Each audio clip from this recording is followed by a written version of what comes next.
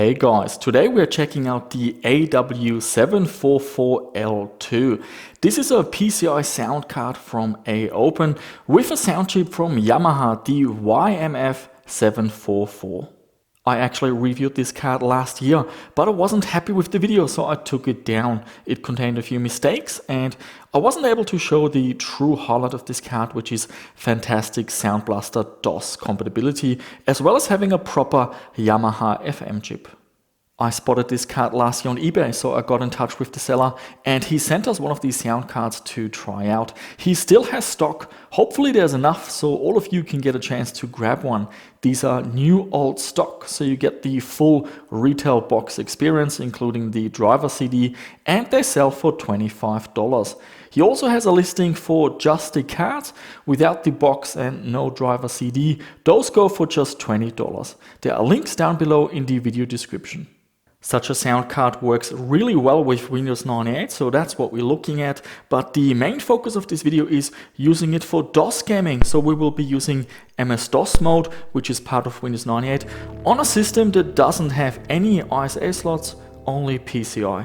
PCI sound cards in DOS, well, they can work well or not at all, and a lot depends on the motherboard you're using, but there are also other tips and tricks which we will check out in this video. Here we have the sound card installed in one of the PCI slots, and if we follow the traces going from the PCI slots, they all go to this chip, which is the South Bridge.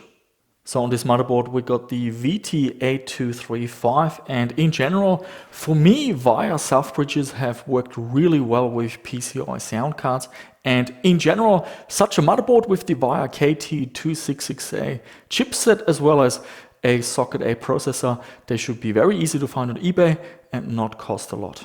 The processor is an AMD Athlon running at 800 MHz. We have 256 MB of DDR memory. We're using a passively cooled FX 5200.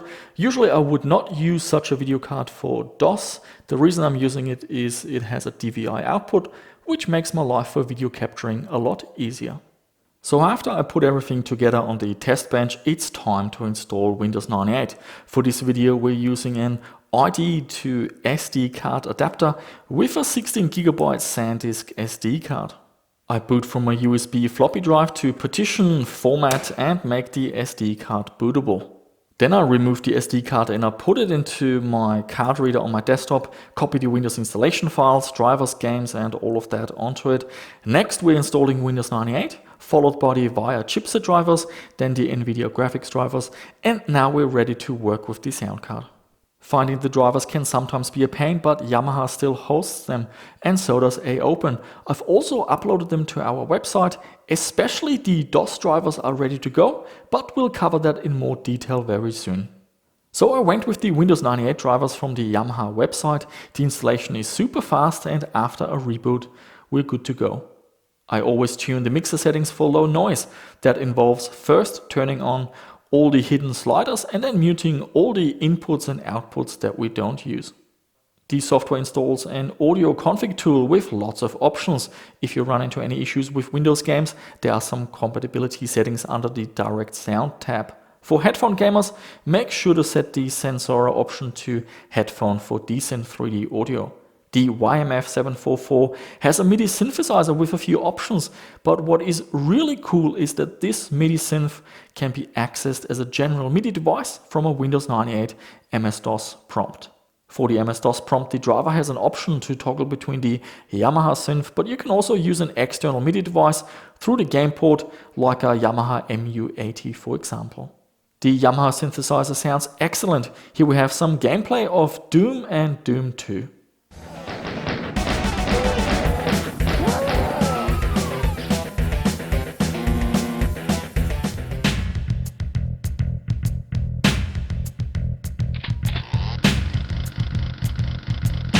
So all in all, under Windows the sound card sounds great with your typical games that support Direct Sound or Direct Sound 3D. However, when it comes to specific sound APIs such as A3D or EAX, there are better options, and Aureal Vortex 2 does A3D the best, and for EAX you're better off with a Sound Blaster Live or an Audigy. Now this is not to say that the YMF744 sounds bad, far from it, but for A3D and EAX you can get an even better experience with a sound card from Aureal and Creative.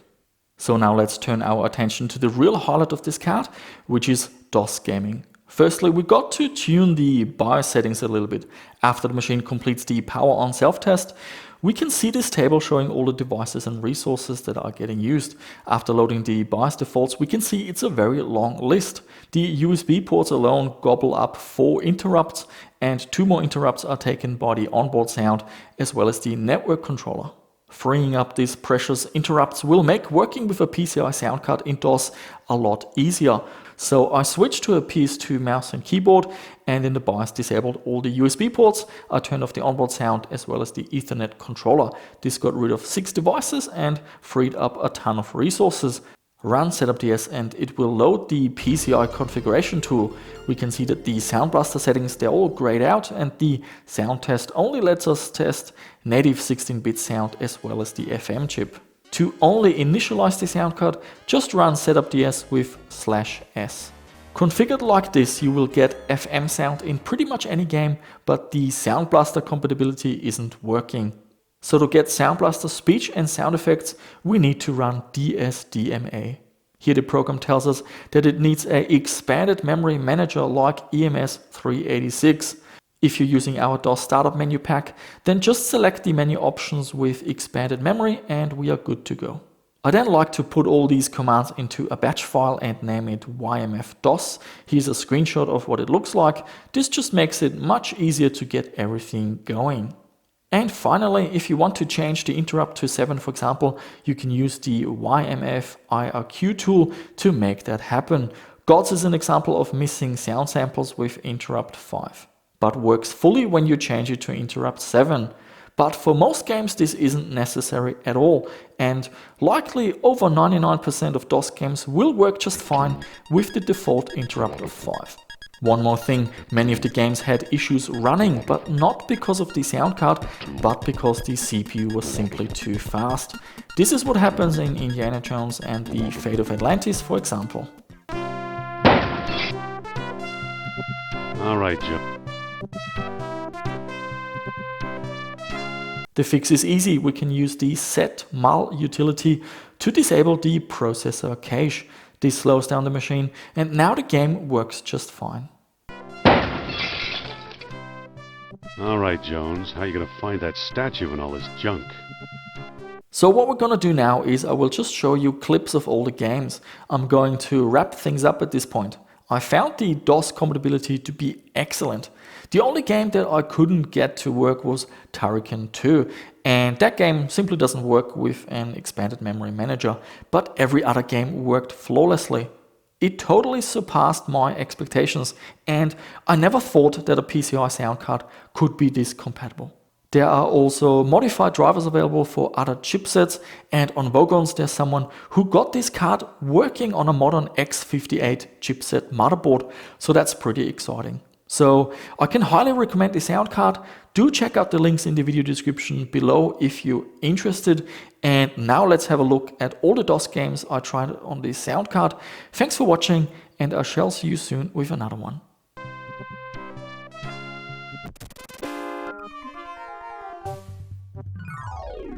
Oof!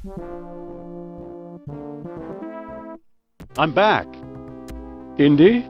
You don't look at all well, Dr. Jones. Exploring our collections can be dangerous, Mr. What was your name again? Smith. Tell me, did you find a lock to match my key? You bet I did. Take a look.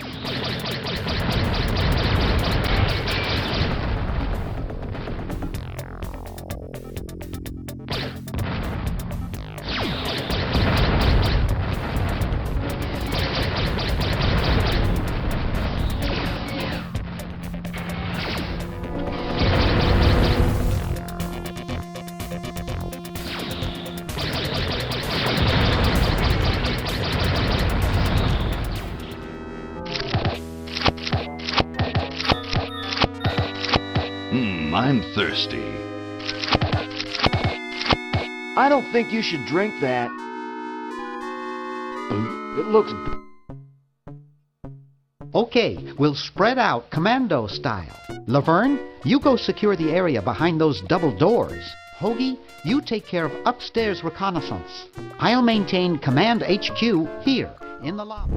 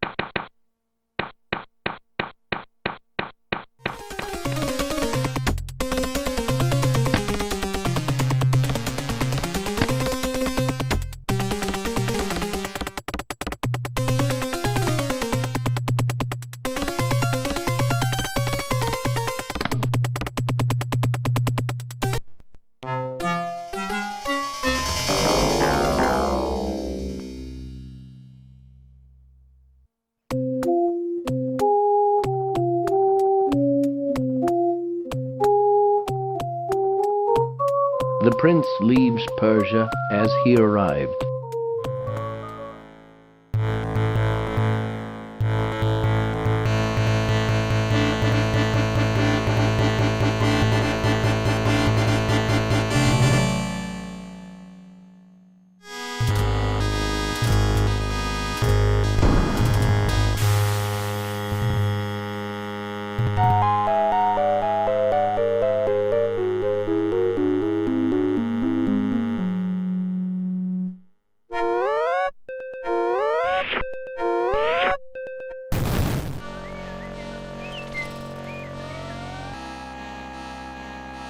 Destruct sequence is engaged. 15 minutes till detonation.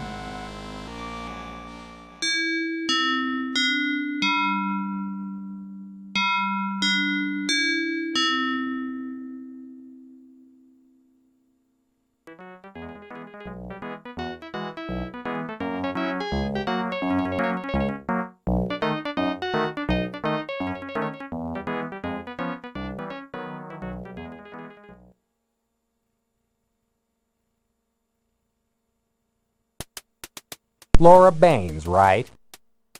Laura Bow, sir. And I believe you have the advantage. Crodfaller Rhubarb, ma'am, though you can call me Rube. So I suppose you've already met Sam. Without your flight recorder as evidence, the court couldn't convict you of anything but negligence. But I know the destruction of the Tiger's Claw was your fault, and I still believe that you're guilty of treason. Your ridiculous claims about a Kilrathi cloaking device. It's true, sir. The Kilrathi have invisible fighters. Enough! The court already demoted you.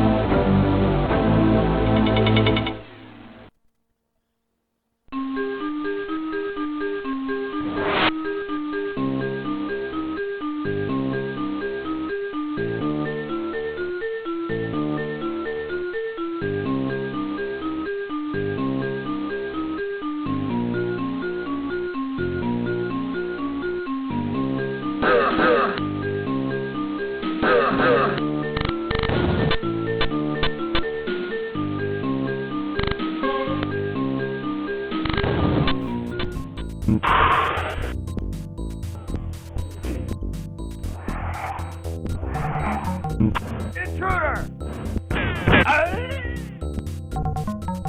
Intruder!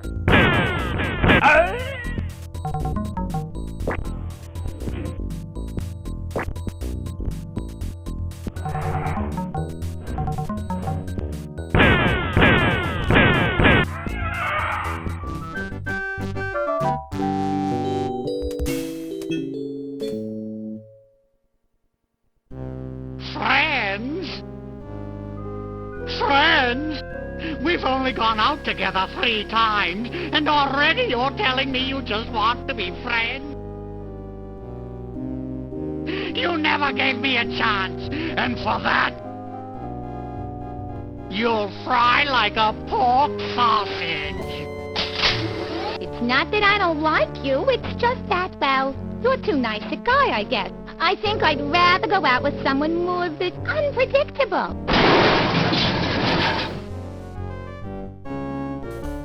Bye.